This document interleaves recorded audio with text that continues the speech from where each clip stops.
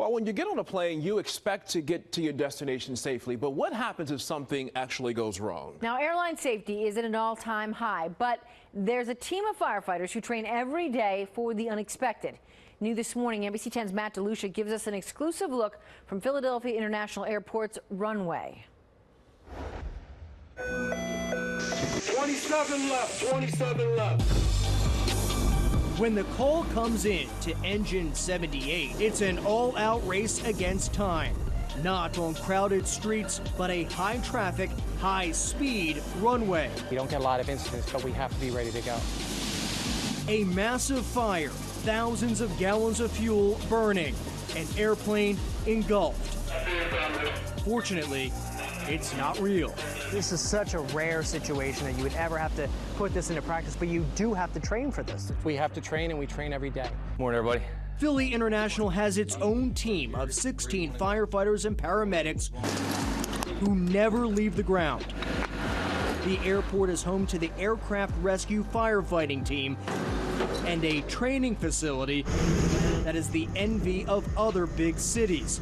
Deputy Chief Robert Corrigan is in charge. 24 hours a day, 7 days a week, 365 days a year. But we have to be ready for that one moment in time. It's like being able to win the Super Bowl and not having a regular season. For decades, the only accident-related death at PHL happened in 1951. For 67 years, there were 0 fatalities. Then, yeah, we have a part of the aircraft rescue. April 17th, an engine explosion on Southwest Flight 1380 forced the crew to land in Philadelphia. We have tools. Gammy Martinez was the first to respond. Once something happens on an airport, within 10 minutes the world knows. So it's imperative that we get this right. Inside and out. The firefighter wearing this camera also responded to Southwest 1380.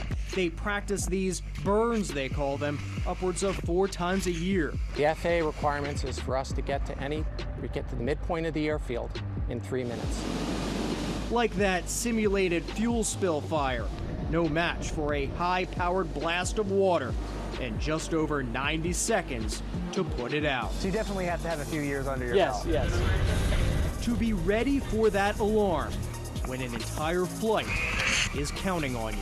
Matt DeLucia, NBC 10 News.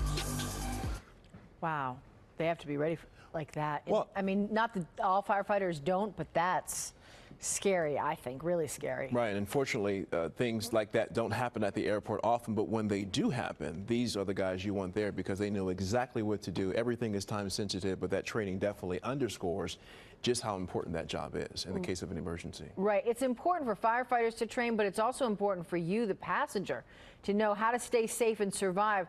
So tomorrow morning on NBC 10 News Today, the simple things you can do that could save your life.